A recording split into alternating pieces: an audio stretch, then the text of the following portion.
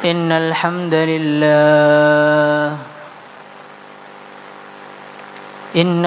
لله نستعينه ونستغفره ونؤمن به ونتوكل عليه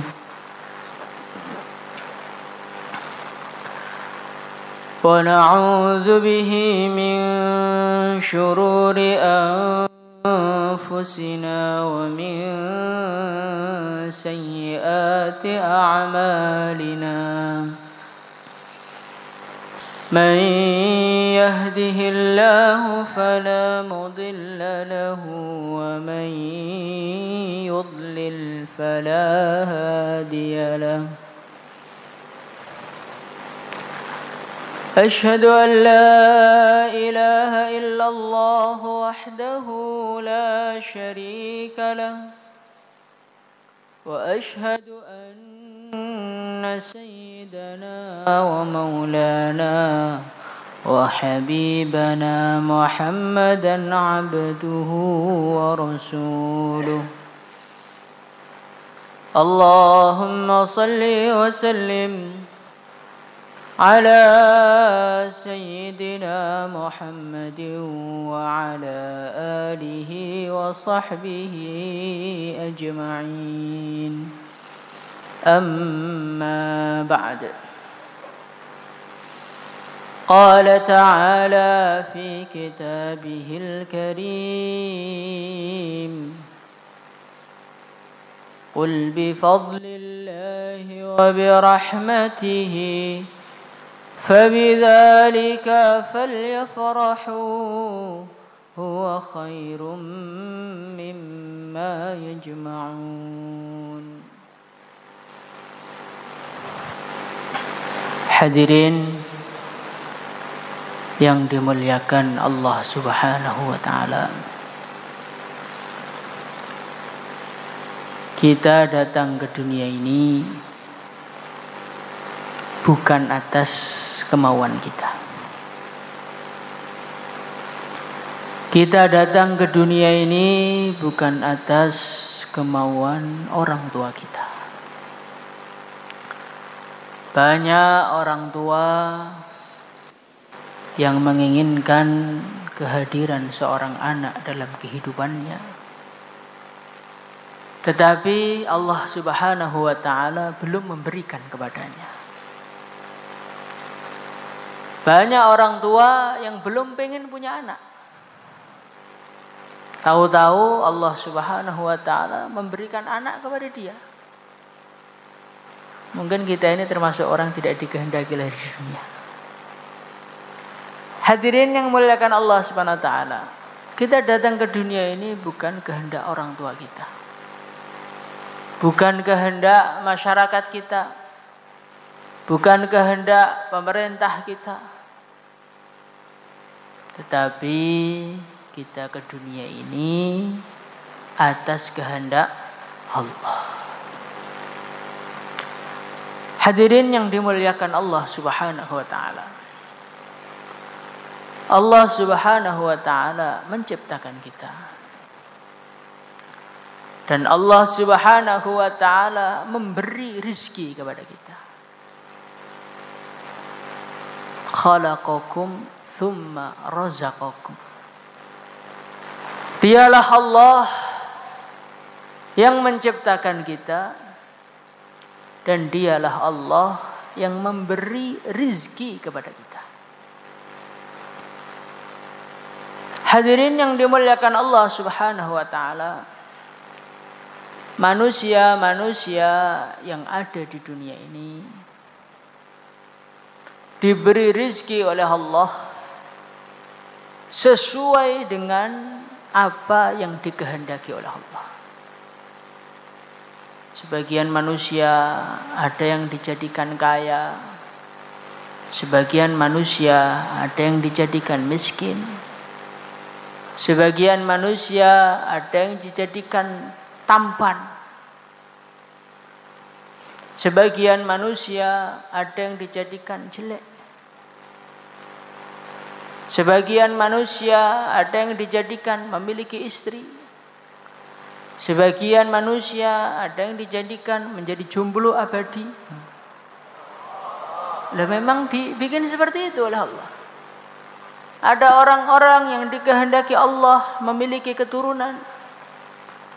Wa yaj'alu man yasha'u 'aqima. Ada orang-orang yang tidak diizinkan memiliki keturunan oleh Allah, dibikin kondisi yang berbeda-beda. Untuk apa hadirin yang mulia? Liyabluwakum ayyukum ahsanu amala. Allah Subhanahu wa taala menjadikan kondisi manusia yang berbeda-beda di dunia ini untuk ujian bagi manusia. Jadi kita ini datang ke dunia ini untuk diuji oleh Allah. Sampai kapan ujian itu? Sampai sudah datang masanya kita sowan kepada Allah. Saat itulah ujian baru selesai bagi kita. Jadi selagi kita masih bernapas, selagi kita masih bernyawa, selagi kita masih berakal, maka saat itulah kita masih diuji oleh Allah. Hadirin yang dimuliakan Allah Subhanahu wa taala, ujian-ujian yang Allah berikan kepada manusia ini ada dua jenis. Jenis yang pertama adalah ujian-ujian berupa perkara-perkara yang menyenangkan. Allah Subhanahu wa taala berfirman, "Wa nabluukum bisyarri wal khairi fitnah." Allah Subhanahu wa taala akan memberikan ujian kepada kita dengan dua jenis. Jenis yang pertama adalah ujian-ujian berupa kenikmatan. Ujian berupa kesehatan, ujian berupa kecerdasan, berupa harta yang melimpah, anak yang menyenangkan, istri yang membahagiakan, ekonomi yang lancar, teman yang memuliakan. Hadirin yang memuliakan Allah Subhanahu wa taala, ketika Allah Subhanahu wa taala memberikan kenikmatan-kenikmatan, termasuk kenikmatan yang tertinggi, bisa iman kepada Allah, bisa ngaji, bisa wirid, bisa dakwah, bisa menghidupkan mahalah, bisa menghidupkan halaqah, bisa datang ke markas. Ini adalah anugerah dari Allah. Maka hadirin yang mulia, bagaimanakah caranya kita ini menyikapi nikmat-nikmat Allah ini? Kalau kita salah di dalam menyikapinya, maka kenikmatan-kenikmatan ini justru akan menjadikan kita hancur. Akan menjadikan kita semakin banyak hisabnya. Akan menjadikan kita semakin dimurkai oleh Allah. Nah, bagaimana sikap yang benar? Sikap yang benar adalah sikap yang diajarkan oleh Nabi Sulaiman alaihi salatu wassalam. Nabi Sulaiman alaihi salatu wassalam, beliau mengatakan kepada para punggawa-punggawanya, ayyukum ya'tini bi'arshiha qabla an ya'tuni muslimin. Wahai para punggawaku, siapakah di antara kalian yang siap mendatangkan singgasananya Ratu Bilqis sebelum kedatangan dia ke sini? Hadirin yang mulia, maka di antara hadirin itu ada namanya jin ifrit. Qala ifritum minal jin ana atika bihi qabla an taquma min maqamik. Jin ifrit angkat tangan, siap ambil takazah. Dia mengatakan, Nabi Sulaiman, saya akan mendatangkan singgasana itu sebelum engkau berdiri dari tempat dudukmu. Jenepret aja ditaskil siap loh. Lah kita ditaskil nggak siap itu kalah sama jenepret kita ini. Maka Nabi Sulaiman kurang cepat. Ada yang lain nggak? Qala alladzi 'indahu 'ilmun minal kitab. Orang yang mempunyai ilmu angkat tangan. Ana atika bihi qabla an yartadda ilaika tarfuk. Ulama tadi namanya Asim bin Barkhaya. Dia mengatakan kepada Nabi Sulaiman, saya siap ambil takaza yang lebih cepat.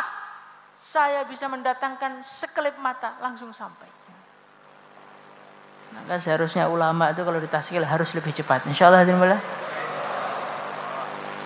hadirin yang dimuliakan Allah Subhanahu wa taala, ketika singgasana telah di depan mata. Bagaimanakah Nabi Sulaiman alaihi salatu wasallam menyikapi ini semua? Yang pertama kali beliau mengatakan hadza min fadli rabbi. Ini adalah anugerah Tuhanku. Hadirin yang mulia, coba sekarang Allah kasih toko kita lancar, Allah kasih taskilan kita banyak. Ketika kita mendapatkan nikmat itu, apa yang kita rasakan? Apakah kita merasa itu semata-mata anugerah dari Allah? Atau kita merasa itu hasil kerja keras kita? Hadirin yang muliakan Allah Subhanahu wa taala, kalau kita ini usahanya sukses. Kita ini menikah, nikahnya sukses. Kita ini ngajinya sukses. Kemudian kita merasa itu adalah karena kita, maka kita ini tidak berbeda dengan Qarun, hadirin yang mulia. Ketika Qarun laknatullah alaih, Qarun itu orang yang sangat kaya raya. Saking kayanya, kunci gudangnya saja dibawa orang-orang kuat, itu enggak kuat. Wa inna mafatihahu latanu bil usbah ulil quwwah. Di bawah serombongan orang-orang kuat pun enggak kuat. Bisa dibayangkan kayaknya kayak apa itu. Hadirin yang mulia, ketika dinasihati la tafrah innallaha la yuhibbul farihin. Qarun, kamu tuh di dunia jangan senang-senang tok. Allah tuh enggak suka sama orang senang-senang.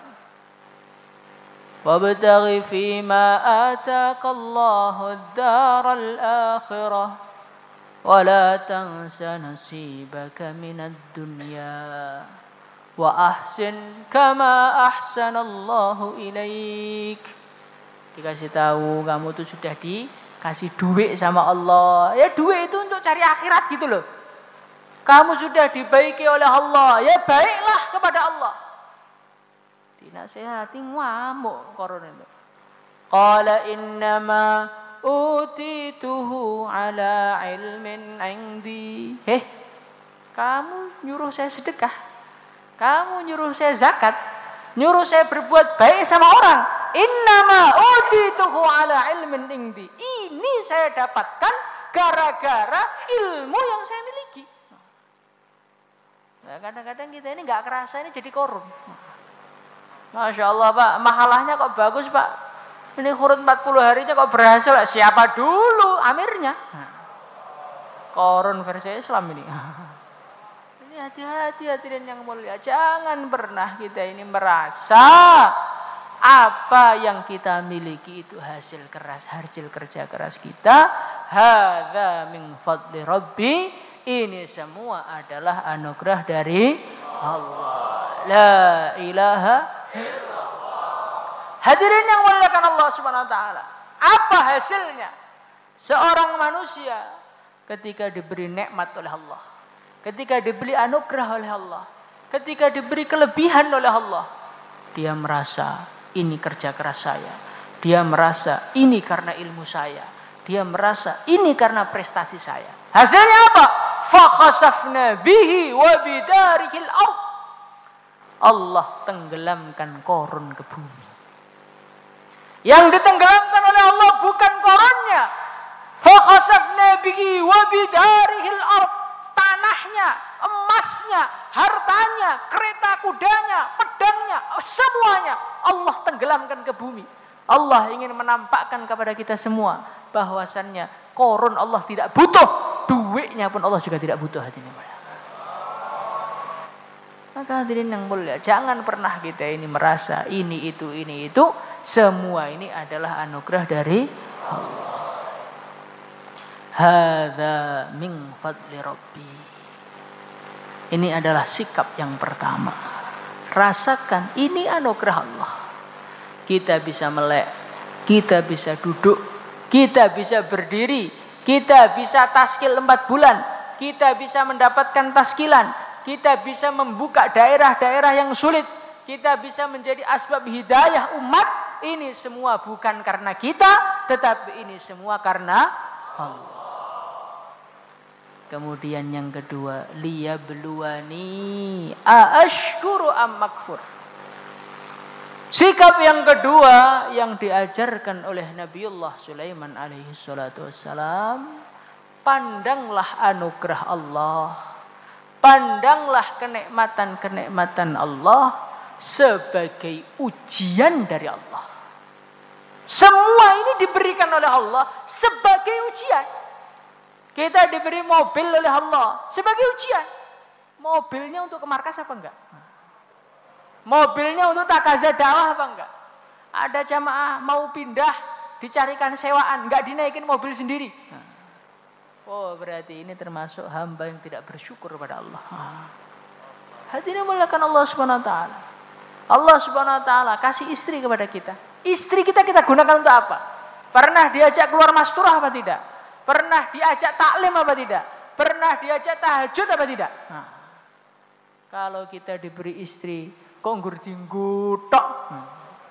Mboten nate dijak nglakoni agama, niki berarti gagal ujian hadirin. Allah Subhanahu wa taala berikan anak kepada kita. Anak kita gunakan untuk apa? Dipondokkan apa enggak? Diajak sholat apa enggak? Dikenalkan kepada Allah apa enggak? Anak sekolah nih, bersekolah nih kon golek duit, mati. Masya Allah. Niki bapak-bapak sing gagal dalam ujian hadirin yang mulia. Maka hadirin yang mulia, apa yang diajarkan Nabi Sulaiman ini harus menjadi pegangan kita setiap Allah memberikan nikmat kepada kita. Insyaallah hadirin mulia. Yang pertama, pandang ini anugerah Allah. Yang kedua, pandang ini ujian dari Allah, sehingga kita hati-hati di dalam menggunakan nikmat. Tidak sembarangan di dalam menggunakan nikmat. Tidak semaunya sendiri di dalam menikmati kenikmatan dari Allah.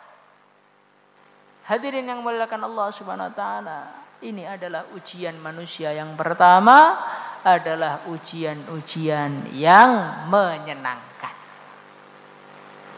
Ujian yang kedua dari Allah Subhanahu wa taala adalah ujian-ujian yang tidak menyenangkan. Allah Subhanahu wa taala mengatakan dalam Al-Qur'an, berfirman dalam Al-Qur'an, "Wala nabluwannakum bisyai'im minal khaufi wal ju' wa naqsim minal amwali wal anfusi wath thamarat." Allah Subhanahu wa taala akan memberikan ujian-ujian dalam kehidupan manusia berupa kekurangan harta, kekurangan teman, duwe seret, dagangane mboten payu, koncone mlayu. Hadirin ingkang kawula mulyakaken, niki ujian-ujian ingkang dipun paringaken Allah dumateng kula panjenengan saha. Inggih punika arupi ujian-ujian yang tidak menyenangkan. Dagangane ora payu, koncone mlayu, bojone mecucu mawon. Hadirin ingkang kawula mulyakaken, ketika ujian-ujian datang kepada kita, perkara-perkara yang tidak menyenangkan datang kepada kita, bagaimana kita menyikapinya? Sebagian manusia dia menyikapi ujian-ujian itu dengan cara dia sendiri. Dia merasa saya kalau curhat kepada manusia, saya kalau sambat dumateng menungso, mongko ati kula badhe blong, ujian semakin ringan. Akhirnya masalahnya ditulis di status WhatsApp hadirin yang mulia. Setiap manusia dicurhati semuanya. Istrinya, anaknya, tetangganya, imam masjidnya, teman dakwahnya, orang markasnya. Sehingga seluruh dunia tahu kalau kita ini hidupnya penuh dengan masalah. Hadirin yang memuliakan Allah SWT. Orang yang sukanya sambat kepada makhluk, tidak sabar, senengane curhat, ketahuilah ini malah menjadikan kita kehilangan pahala. Karena apa hadirin yang mulia? Kalau kita ini sambat berarti kita ini nggak sabar. Kalau nggak sabar nggak dapat pahala. Kemudian yang kedua, kalau kita ini melaporkan masalah kita kepada makhluk, maka tidak menyelesaikan masalah. Karena apa? Karena makhluk itu nggak bisa apa-apa. La yadurru wa la yanfa. Manusia nggak bisa memberi bahaya, manusia nggak bisa memberi manfaat kecuali dengan izin dari Allah. Hadirin ini mengengaulah muliakan, masya Allah. Kita renung. Saat ini kita senengane sambat dumateng makhluk. Kita sawahnya nggak panen, kita keluhkan kepada makhluk. Apa kita kira? Kalau kita lapor kepada makhluk, tiba-tiba sawah langsung tumbuh seketika? Kan tidak. Apakah kalau kita melaporkan masalah istri kita kepada orang, tiba-tiba istri kita mendadak jadi bidadari yang senyum terus gak pernah marah? Bukan solusi, Pak. Bukan solusi. Ngelapor nih masalah dumateng makhluk bukan solusi. Yang ada malah Allah murka kepada kita. Idza syakauta ila bani Adam fa innama tashku ar-rahima ila alladhi la yarhamu. Hai manusia, kata para ulama, kalau engkau melaporkan masalahmu kepada manusia, kau laporkan masalahmu kepada tetanggamu, kau laporkan masalahmu kepada temanmu, kepada ayahmu, kepada ibumu, kepada istrimu, kepada anakmu, kepada siapa saja, fa innama tashku ar-rahim. Pada hakikatnya engkau bukan melaporkan masalahmu, tapi engkau melaporkan Allah. Nyurhat nih Gusti Allah, sing moho welas, moho asih, moho mengetahui, maha bijaksana, maha pemurah, maha penyayang, maha pemaaf. Kita laporkan kepada ilalladzi la yarhamu, yang sama sekali tidak sayang kepada kita. Jangan pikir, Pak, ngelapor nih Gusti Allah nih kira-kira sengsara no betul. Gusti Allah nih sudah memberikan nikmat kepada kita. Wa in ta'uddu ni'matallahi la tuhsuha. Kalau engkau menghitung nikmat Allah, kata Allah, engkau tidak akan mampu menghitungnya. Sudah dikasih nikmat yang dihitung enggak bisa. Dikasih masalah satu, seakan-akan Allah tidak pernah berbuat baik sama kita. Ini makhluk cap nopo. Nanti niku tambah ngaku Islam bisa, masya Allah. Hadirin yang muliakan Allah Subhanahu Wa Taala, maka kita ini jangan menyelesaikan masalah dengan lapor kepada makhluk. Insya Allah, nah, terus bagaimana? Allah sudah mengajari kita. Wasta'inu bis sabri wassalah. Ketika punya masalah, ketika mendapatkan ujian, apapun bentuknya ujian itu, kuncinya dua. Yang pertama, wasta'inu bis sabr. Hadapi semua masalah dengan sabar kepada Allah. Sabar mawon. Hadirin yang muliakan Allah Subhanahu Wa Taala. Orang itu kalau sabar, purun ngempet, menahan diri, apa yang terjadi? Wa basyiris sabirin. Allah berjanji, orang yang sabar itu mesti akhirnya mendapatkan kabar gembira. Kabar gembira itu menyenangkan atau menyusahkan, Pak? Menyenangkan. Jadi mboten enten ceritane, tiang sabar terus susah, terus mboten enten. Tiang sabar niku akhirnya mesti senang. Kanjeng Nabi Agung Muhammad sallallahu alaihi wasallam, Masya Allah, dakwah teng kutha Mekah 13 tahun diseneni tiang. Diarani tiang edan, diarani dukun, diarani tiang tukang bledok. Masya Allah. Hadirin yang muliakan Allah SWT, baginda Nabi sabar. Akhirnya tala'al badru alaina. Kapan itu? Setelah sabar 13 tahun. Hadirin yang muliakan Allah SWT, Nabi Musa alaihi salatu wassalam ngadepi Fir'aun. Boten karu-karuan abote. Dari luar ada musuh namanya Fir'aun. Dari dalam ada umat yang menjengkelkan namanya Bani Israel. Masya Allah, Nabi Musa itu ujiannya luar dalam itu. Hadirin yang mulia, Nabi Musa alaihissalatu wassalam doa kepada Allah, ya Allah hancurkan saja Fir'aun itu, ya Allah hancurkan Fir'aun. Nabi Musa nunggunya berapa tahun? 40 tahun. Lagi tahun ini nembe dakwah 2 tahun nggih mboten pati ajeg. Ngoten niku kaya-kaya umat wis gak kena ditaskil kabeh. Sekolah niku ruwet, Pak. Umat wis angel sedaya. Lah mun jenengan parani ping pinten ping sepindah. Ping sepindah mun kapok. Insyaallah hadirin billah. Asta'inu bis-sabri was-shalah. Hadirin yang muliakan Allah Subhanahu wa taala, zaman dulu kala ada seseorang itu ingin mengetes kesabarannya salah satu wali. Maka orang tadi mengatakan, Syekh, nanti malam saya undang selamatan ke rumah saya. Oh nggih. Akhirnya malam tadi syekhnya datang. Assalamualaikum. Waalaikumsalam. Ada apa, Pak? Loh, katanya diundang selamatan. Enggak ngundang saya. Pulang sana. Akhirnya dia pulang. Baru jalan 10 langkah, Syekh, saya undang selamatan kok, saya undang betul. Datang lagi. Baru mau datang, usir lagi. Sampai 30 kali ya tidak mulai. Jenengan pripun? Jajal. Nikulah kesabaran tiang-tiang zaman rumiyin. Bagaimana mereka bersabar, ngempet, walaupun ada orang kurang ajar kepada dia, walaupun ada orang mempermainkan dia, tetap dia tahan. Dia tidak marah, dia tidak mendoakan yang aneh-aneh.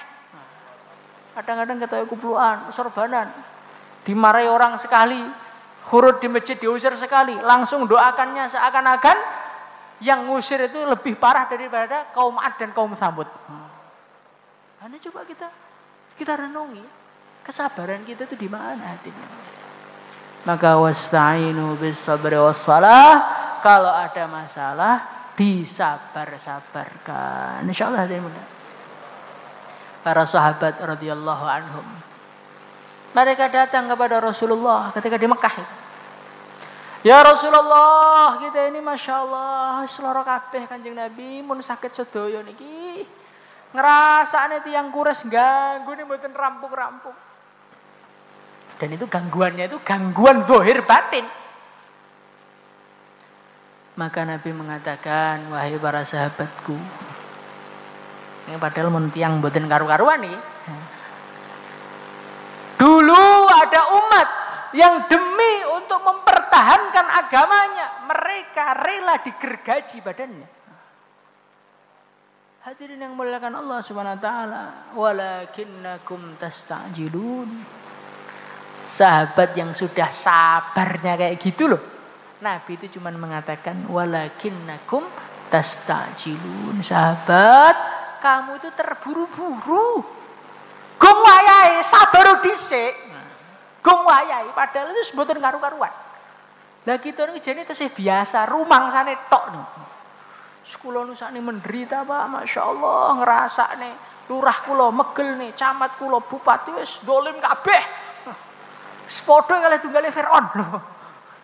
Hadirin yang memuliakan Allah Subhanahu wa taala. Padahal loh yang dikatakan itu ya Islam. Ya kadang-kadang itu ya masih sholat, ya masih ngaji, ya masih sedekah, ya masih senyum. Perasaannya tok aja kita sudah tertindas habis-habisan. Seakan-akan sudah enggak ada kebaikannya sama sekali. Lu sahabat yang diseksa betulan loh. Baginda Nabi mengatakan walakinnakum tasta'jilun. Maka kita ini bagaimana wasta'inu bis sabri wassalah. Belajar sabar. Insyaallah ya. Kemudian yang kedua, bisalah, dengan kita memperbaiki hubungan kita dengan Allah, selesaikan masalah dengan sholat. Hadirin yang muliakan Allah Subhanahu wa taala. Sekarang kita ini sholat berapa kali satu hari? Berapa kali satu hari? 5 kali? Cuma 5 kali? Masya Allah. Gak pernah salah sunnah berarti. Hadirin mulakan Allah Subhanahu wa taala. Kita sholat minimalnya. Sholat fardu kita sholat 5 kali. Sehari semalam kita sujud berapa kali kepada Allah? Berapa kali, Pak? 17 kali 2 berapa? 34. 34 kali kita sujud kepada Allah. Pernah enggak kita mengeluarkan keluh kesah kita, kesumpekan kita, masalah kita bawa dalam sholat? Dah pernah apa belum? Ini kadang-kadang kita ini keliru nih mriki. Pangerane Gusti Allah, Nabi nih Kanjeng Nabi, carane sholat nggih mun ngertos, tetapi sambate dumateng makhluk, mboten dumateng Gusti Allah. Akhirnya masalah niku tambah dino tambah ruwet. Enten tulisan menyelesaikan masalah tanpa masalah. Nah, niku jenengan maca tok niku masalahnya. Belum memasukkan BPKB, belum menggadaikan, baru baca tok udah masalah. Hadirin mulakan Allah Subhanahu wa taala, maka kita biasakan kembali. Kita biasakan kembali karena Rasulullah sallallahu alaihi wasallam, idza fazi'ahu amrun, idza hasabahu amrun fazi'a ila shalah. Baginda Nabi kalau ada perkara-perkara yang genting, perkara-perkara yang membahayakan, perkara-perkara yang merisaukan, langsung sholat. Karena apa hadirin yang mulia? Karena sedekat-dekatnya seorang hamba dengan Tuhannya, aqrabu ma yakunul 'abdu min rabbih wa huwa sajid, kata Nabi. Sedekat-dekatnya seorang hamba dengan Tuhannya, kapan itu? Ketika hamba meletakkan perkara yang menurut dia paling mulia. Apanya itu? Kepalanya ditempelkan ke tempat paling hina, yaitu tanah. Sirai tempel ini lemah, ya Allah, saat itulah sedekat-dekatnya hamba dengan Tuhannya. Fa'akfiru bid-du'a, kata baginda Nabi, maka saat sujud perbanyaklah doa. Coba kita punya anak yang susah diatur, kita punya istri yang susah diatur, kita punya toko yang enggak laku-laku. Pernah enggak semua itu kita bawa dalam sujud kita? Takbir Allahu Akbar, khusyuk. Saking khusyuknya mboten krasa. Assalamualaikum warahmatullahi wabarakatuh. Lho wis bar salate. Niku mboten krasane krana nglamun, Mbak, mboten tawajuh. Ngaten niku pengen ditulung kalih Gusti Allah.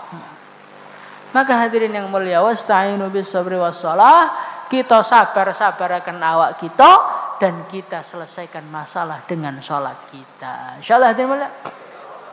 Wa innaha lakabiratun إلا على الخاشعين الذين يظنون أنهم ملاقو ربهم وأنهم إليه راجعون.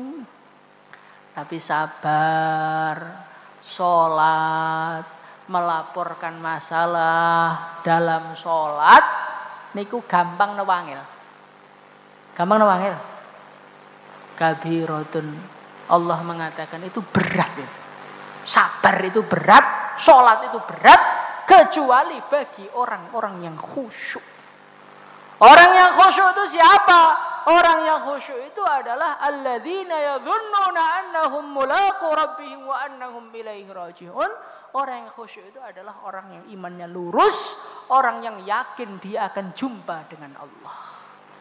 Orang yang yakin dia ini akan kembali kepada Allah. itulah manusia-manusia yang mudah sabar dan manusia-manusia yang mudah sholat. Makanya penyakit kita ngabot sholat ini masalahnya jadi niki, Pak. Masalahnya imane niku mboten patek mantep. Imane niku nembe teng utek dereng dugi teng manah. Akhirnya sholat niku aras-arasen, komate ngisak kakhiren sambat. Iki imame jenenge ning ndi gak komat-komat. Akhirnya ndamel jamaah piyambak. Hadine mulakan Allah Subhanahu wa taala. Napa to kita ngene niku? Kranten kita niku imane kurang mantap. Maka hadirin yang mulakan Allah Subhanahu wa taala, supaya kita ini imannya mantap, kita ini perlu usaha-usaha peningkatan iman. Insyaallah hadirin mulai. Bagaimana usaha peningkatan iman? Usaha peningkatan iman kalau kita bicara iman terus, wasta'inu bis-sabri was-shalah. Kita bicarakan. Allah Subhanahu wa taala berfirman, "Wa tawasau bil haqq wa tawasau bis-sabr." Menungso niku kudu enten suasana pembicaraan iman. Suasana pembicaraan pentingnya sabar di bulan baleni. Kenapa? Innama sumiyal insanu insanan likathratin nisyan. Menungso niku diarani menungso kakean lali. Niat Pak, insyaallah bulan Desember siap 4 bulan. Bulan Desember datangi. Mosok kula nate niat, mboten nate kula. Niku sing nulis klentu niku. Nah, iki menungso ngene niku makhluk gampang lalen. Monggo karena menungso niku gampang lalen, harus ada suasana saling ingat mengingatkan, suasana perjuangan, suasana pembicaraan iman. Insyaallah hadirin mulia. Nah ini akan mudah kalau kita ini khurut 4 bulan. Kalau kita ini di rumah saja nanti mau bicara sabar itu lupa. Sing enten niku bawange regane pira, berase pira, kerja ning ndi, ning lowongan kerja mboten ngeten niku terus sampai tuwek mboten sempat bicara iman, terus mati, masyaallah. Makanya kita kedah meluangkan waktu tinggi persiapan akhirat kita, tinggi ngencengi iman kita. Insyaallah hadirin mulia. Maka yang niat 4 bulan negeri jauh silahkan daftarkan nama. Monggo.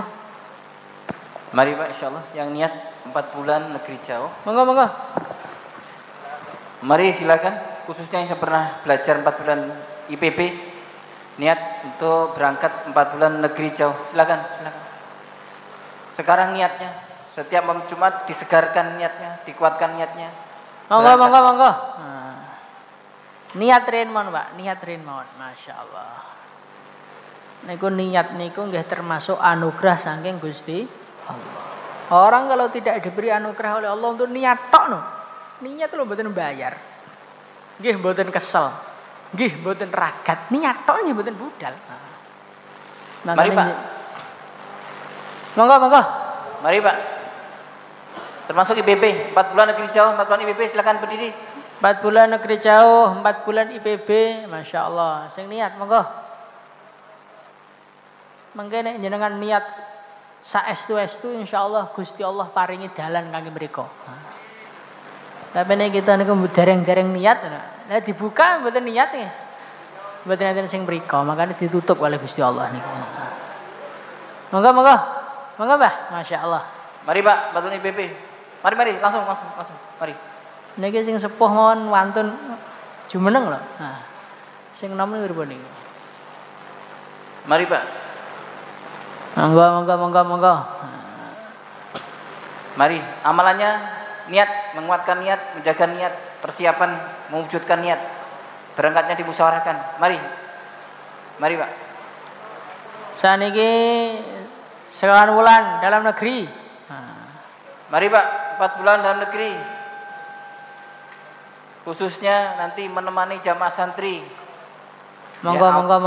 Mari. 4 bulan 40 hari sekalian menemani jamaah santri.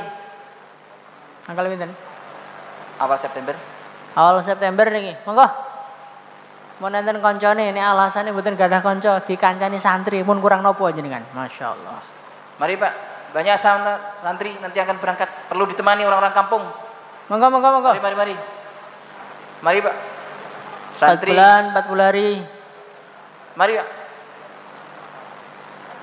Santri belajar makomi sama orang kampung, nanti makomi orang-orang kampung belajar fikih amali dengan orang-orang dari pondok pesantren. Mari Pak sekalian. Setahun karena setahun. Nggih, Mas Turah tadi, Mas Turah. Nggih, Mas Turat. Sekalian Pak, Mas Turat, yang siap Mas Turat. Monggo. Mari Pak, Mas Turat. Berapa hari saja termasuk 3 hari dari halaqah? Yang akan berangkat dari halaqah masing-masing silakan berdiri Pak. 10 hari, 15 hari. Mari Pak, Mas Turat. Insyaallah sedaya hadirin.